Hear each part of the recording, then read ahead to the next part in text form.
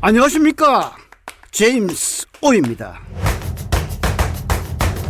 스커바티 라디오 이 채널 네바니 세바네입니다.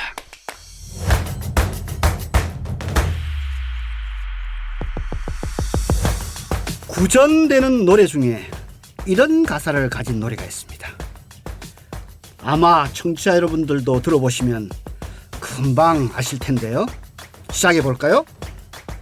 원숭이 궁둥이는 빨개, 빨간 것은 사과, 사과는 맛있어, 맛있는 건 바나나, 바나나는 길어, 긴 것은 기차, 기차는 빠르다, 빠른 것은 비행기, 비행기는 높아, 높은 것은 백두산. 어릴 때 막 이렇게 많이 불렀던 것 같은데요. 그 뒤는 생략하고요. 또 옛 시저 중에 이런 가사도 있습니다. 태산이 높다 하되 하늘 아래 메이로다. 오늘은 어버이의 날입니다. 어머님의 은혜라는 노래의 후렴구에 이런 가사가 있죠. 하늘 아래 그 무엇이 높다 하리요. 어머님의 은혜는 가히 없어라. 세상의 모든 아버님과 어머님께 깊은 감사를 드립니다.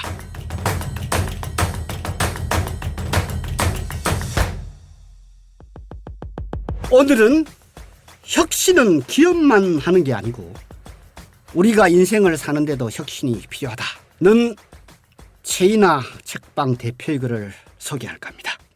생명은 부단히 움직이고 반응해야 하는 존재이고 고여있지 말고 새로운 일을 하고 사람들과 만나 소통하면서 개인이 인생을 살아가는데도 늘 혁신이 절대 필요합니다.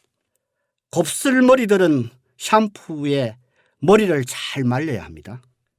그렇지 않으면 머리가 삐쳐나오지요. 어떤 날은 차분하게 모양이 잘 잡히는데 또 어떤 날은 영 아닙니다. 같은 사람이 같은 샴푸로 같은 드라이기로 하는데도 그렇습니다. 왜 그럴까요? 오랫동안 의아해서 생각해 보았는데 어느 날은 이런 생각에 닿았습니다. 아, 생명이라서 살아있어서 그런 거구나. 생명이 있는 존재는 가만히 있지 않는다. 외려 정지하면 큰 일이 있고 많은 경우 죽음으로까지 이어진다. 생명력으로 충만한 아이들을 보세요. 잠시도 가만히 있질 않아요. 생명은 부단히 움직이고 환경에 시시각각 반응을 합니다. 내 몸도 그랬나 봅니다.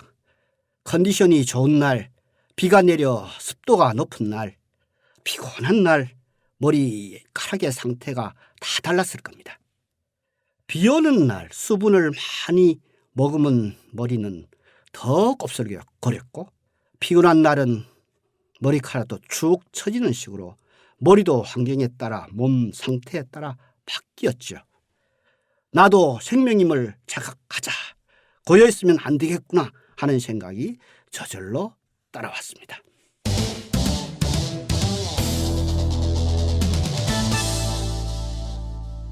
하지만 슬프게도 이 세상 모든 존재는 시간의 지배를 받고 있습니다. 물건은 낡고 생명은 늙어 어느 날인가에는 사라지고 맙니다.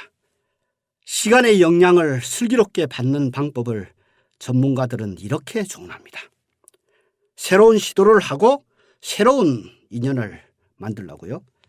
매년 새로운 일을 얼마나 벌였는지, 새로운 사람들을 얼마나 만나고 관계를 맺었는지 살펴보고 시도하라고 강조하고 있습니다.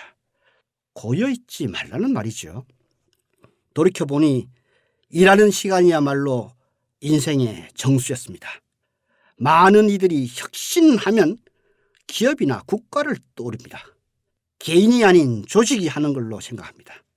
하지만 그렇지 않습니다. 혁신은 개인이 자기 인생을 잘 살아가는데도 절대적으로 필요합니다. 나는 종종 멘토를 찾는 이들에게 이런 말을 하곤 하죠. 멘토를 사람에게서만 구하지 말고 기업이야말로 훌륭한 멘토가 될 수 있다.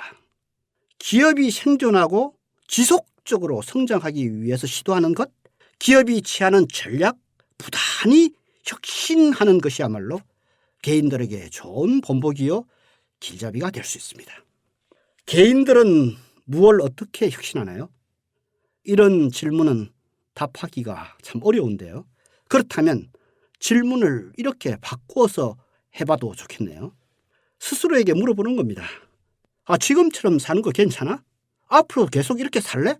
이 질문에 그렇다는 답이 금방 나오지 않는다면 바꾸고 혁신해야 할 때라 생각해도 무방합니다. 나도 그런 경험이 있습니다. 40을 넘기고 얼마 지나지 않아 그때가 왔습니다. 체력도 퍼포먼스도 의욕도 내려가는 길에 들어서자 이런 질문이 차올랐다. 너 앞으로도 지금처럼 계속 살래? 내가 나에게 물었는데 답이 자명했다. 이대로는 안 되겠구나. 달라져야겠구나. 뭔가를 바꿔야겠다는 것은 크든 작든 리스크가 따르고 지금 지고 있는 것들 놔야 하므로 불안하기 마련입니다. 바꿨다가 지금보다 못할 수도 있으니까요. 하지만 가만히 있는다고 해서 안전한 것은 아니죠. 그 순간에도 세상은 계속 바뀌어가고 있고 혁신하지 않는 사람과의 세상의 격차는 점점 더 멀어집니다. 회사 밖은 춥다고 사람들은 말하지만 회사 안도 온실은 아니죠. 바깥의 추위를 당장 느끼지 못할 뿐 계속 혁신해서 자신의 가치를 만들지 않으면 기업이 그러하듯 개인들에게도 늘 혁신이 필요합니다. 제가 지난 6, 7회차 방송에서 챗 GPT를 소개했는데요. 지금은 너나 할 것 없이 챗 GPT 열풍이 대단합니다. 청취자 여러분들도 이용하고 계신가요? 챗 GPT와 소통해서 좋은 답을 얻으려면 내가 질문을 잘해야 한다고 말씀드렸습니다. 저는 질문을 잘해서 제가 하고 있는 일에 크게 도움을 받고 있습니다. 체이나 책방 대표의 챗 GPT에 대한 생각은 어떠할까요? 요즘 챗 GPT의 열풍을 보면서 이때의 장면이 떠올랐습니다. 이젠 물어보기만 하면 인공지능이 척척 답을 주는 시대다. 하지만 묻지도 않았는데 인공지능이 알아서 답하는 법은 절대 없다. 뭔가 얻어내려면 질문을 해야 하는데 무엇을 어떻게 묻는가에 따라 다른 답이 나온다. 최근 출간된 이인복의 책, 챗 GPT, 질문하는 인간, 답하는 AI가 이 점을 여실히 보여줍니다. 그러니 이제 사람들은 어떻게 하면 질문을 잘할 수 있을지 방법을 찾게 되죠. 사이먼 시넥이라는 유명한 전략 커뮤니케이션 컨설턴트가 있습니다. 그는 2009년 테드 강연에서 why, 왜, why에 대한 얘기를 설파해서 유명해졌는데요. 세상의 많은 기업들이 how, 어떻게 또는 what, 무엇을 신경을 쓸 때 위대한 기업들은 why에 집중한다며 미국 애플 회사의 예를 들었습니다. 애플은 기존의 것에 도전하고 다르게 생각해서 세상을 바꾸고 싶어 하는데 이것이 애플이 세상에 존재하는 이유 Y입니다. 그 Y를 실현하기 위해서 그들은 디자인을 아름답고 편하게 쓸 수 있게 할 수 있을까 하는 How를 세웠고 그 결과로 What, 아이폰과 같은 혁신적인 제품을 내놓을 수 있었습니다.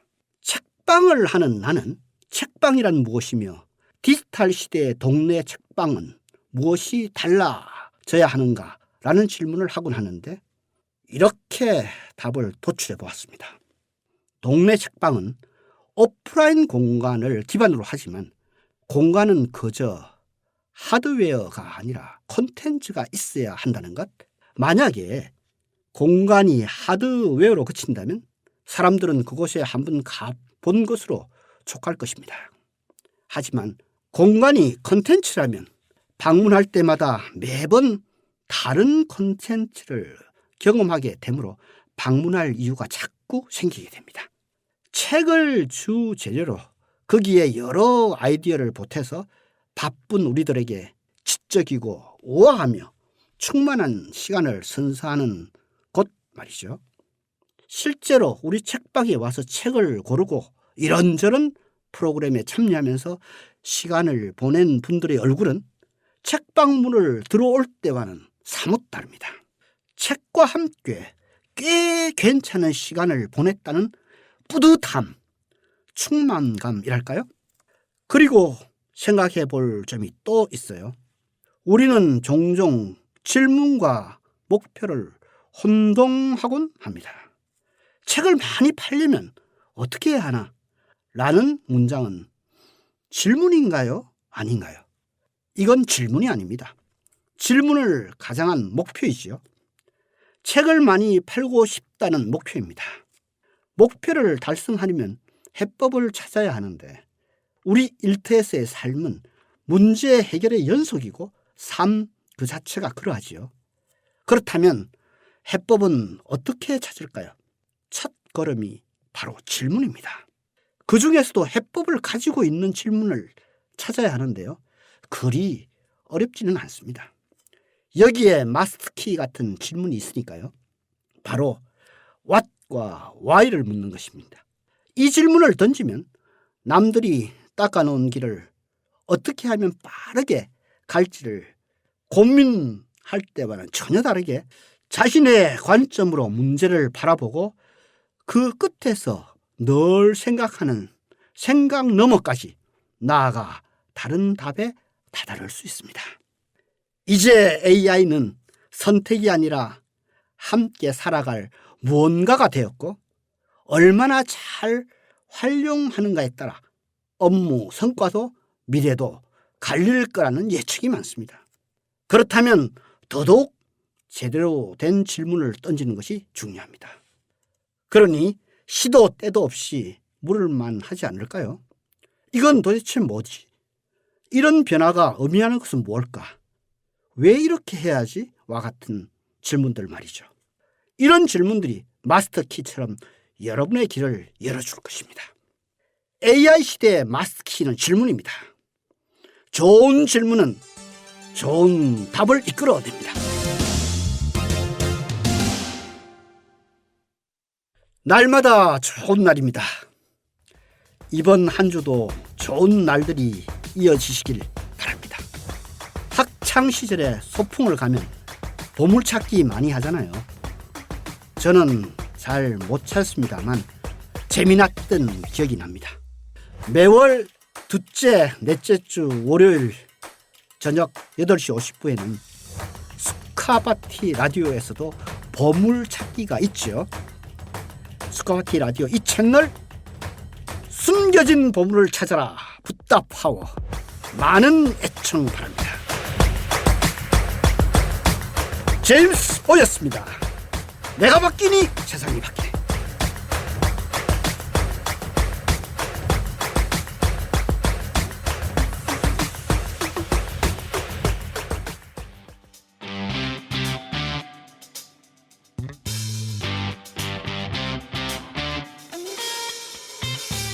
여기는 수카바티 라디오 교육 채널입니다.